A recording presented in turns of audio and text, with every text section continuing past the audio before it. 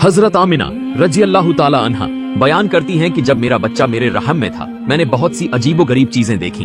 अगर मैं घर से बाहर जाती तो एक बादल का साया मेरे ऊपर आ जाता जो मुझे सूरज की तपिश से बचाता। अगर मैं जमजम के कुएं से पानी लेने जाती तो रास्ते के तमाम पेड़ों की शाखाएं मेरे सामने इस तरह झुक जाती जैसे वे मुझे सलाम कर रही हों। मैं हैरान होती कि यह सब सिर्फ मेरे साथ ही क्यों हो रहा है। और जब भी मैं जमजम के कुएं के करीब पहुंचती तो कुएं का पानी खुद ऊपर आ जाता और कुएं के किनारे तक पहुंच जाता ताकि मैं आसानी से पानी हासिल कर सकूं। मक्का की औरतें मुझे जमजम के कुएं के पास खड़े होने को कहती और कहती थीं, ए आमिना थोड़ी देर ठहरो वरना तुम्हारे चले जाने के साथ ही पानी नीचे चला जाएगा और हमें पानी लेने में दिक्कत होगी। हजरत आमिना रजी अल्लाह ताला अन्हा आगे फरमाती हैं कि मैंने औरतों से सुना कि जब किसी के गर्भ में बच्चा होता है तो माओं को अलग अलग तकलीफों का सामना करना पड़ता है, जैसे हाथ पांव में दर्द, सिर दर्द, उल्टी, बुखार और तबीयत में चिड़चिड़ापन। यह सब सुनकर मैं हैरान होती क्योंकि इन 9 महीनों में मुझे कोई तकलीफ महसूस नहीं हुई, यहाँ तक कि मुझे सिर दर्द तक न हुआ। इसके अलावा हजरत आमिना रजी अल्लाह ताला अन्हा बयान फरमाती हैं कि इस दौरान मैंने कई हैरत अंगेज ख्वाब भी देखे। एक रात मैंने ख्वाब में देखा कि मेरे जिस्म से एक नूर निकल रहा है जो पूरी दुनिया को रोशन कर रहा है। यह मंजर देखकर मुझे पूरा यकीन हो गया कि मेरे गर्भ में मौजूद बच्चा कोई आम बच्चा नहीं है। हजरत मोहम्मद के दादा हजरत अब्दुल मुत्तलिब खाना ए काबा के पास जाकर दिन रात अल्लाह से दुआ करते, रोते और कहते, ए अल्लाह मेरा बेटा अब्दुल्लाह अब इस दुनिया में नहीं रहा लेकिन उसके घर में एक बच्चे की विलादत होने वाली है। ए अल्लाह तू इस बच्चे की हिफाजत फरमा और मेरे अब्दुल्लाह की नस्ल को कायम रख। रसूल अल्लाह के तमाम चाचा बेचैनी से इंतजार कर रहे थे कि उनके भाई अब्दुल्लाह के घर में बच्चा कब पैदा होगा। यहूदियों की मजहबी किताबों में लिखा था कि जब आखिरी नबी की आमद होगी तो उसकी पैदाइश से 10 दिन पहले आसमान पर एक लाल सितारा तुलूर होगा। जब नबी करीम की पैदाइश में 10 दिन बाकी रह गए तो वह सितारा तुलूर हुआ। यह देखकर यहूदियों में हलचल मच गई और उनके उलमा ने सबको जमा करके कहा, आसमान पर लाल सितारा तुलूर हो चुका है, इसका मतलब है कि आखिरी नबी की आमद करीब है। मदीना जाकर मालूम करो कि वहाँ किसी घर में बच्चे की पैदाइश में सिर्फ 10 दिन बाकी हैं या नहीं। यहूदियों ने मदीना जाकर तहकीक की और देखा कि कई औरतें गर्भवती हैं, लेकिन किसी का वक्त विलादत अभी करीब नहीं था। किसी को 2 महीने बाकी थे तो किसी को 3 महीने। उन्होंने वापस जाकर अपने उलमा को बताया कि मदीना में ऐसा कोई बच्चा पैदा नहीं हो रहा। तब उलमा ने कहा, अब मक्का जाकर देखो। यहूदी मक्का पहुँचे और तहकीक की तो उन्हें मालूम हुआ कि 5 घरों में बच्चे की पैदाइश होने वाली है। तब उन्होंने कहा, नहीं वह बच्चा ऐसा होगा जिसके वालिद इस दुनिया में नहीं होंगे।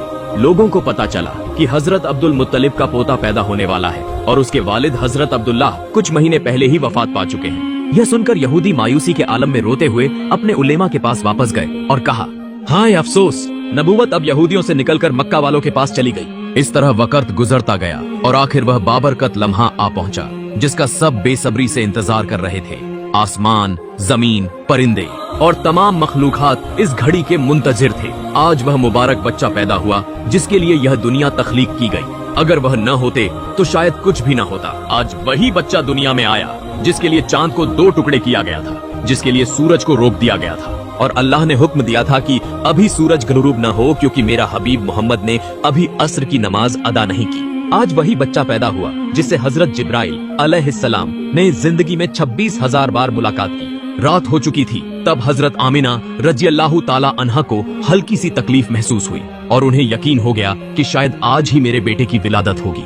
उन्होंने हजरत अब्दुल मुत्तलिब को इतला दी। हजरत अब्दुल मुत्तलिब ने अपने मोहल्ले की एक नेक खातून हजरत शिफा को बुलाकर कहा, आज रात तुम आमिना के पास रहो क्योंकि मेरे बेटे अब्दुल्लाह के घर आज एक बच्चा पैदा होगा। रात गुजरती गई, चांद खामोशी से बादलों में छुप गया। हजरत आमिना रजी अल्लाह ताला अन्हा फरमाती हैं, जिस रात मेरे बेटे की विलादत हुई उस रात हमारे घर में इतनी गरीबी थी कि चिराग जलाने के लिए तेल तक मयस्सर न था। उसी गरीबी में हमारे प्यारे नबी इस दुनिया में तशरीफ लाए। उस रात हजरत अब्दुल मुत्तलिब और उनके बेटे घर के बाहर बैठे रहे ताकि अगर अब्दुल्लाह की अहलिया को कोई तकलीफ हो तो फौरन मदद फराहम कर सके। पूरी रात कोई भी नहीं सोया, हर तरफ अंधेरा छाया हुआ था। फज्र के वक्त हजरत आमिना को दोबारा हल्की सी तकलीफ महसूस हुई। उन्होंने हजरत शिफा को बुलाकर कहा, मुझे दर्द महसूस हो रहा है। 1 घंटा इंतजार के बाद फजर की रोशनी नुमुदार होने से कुछ लम्हे पहले हमारे प्यारे नबी इस दुनिया में जलवा अफरोज हुए।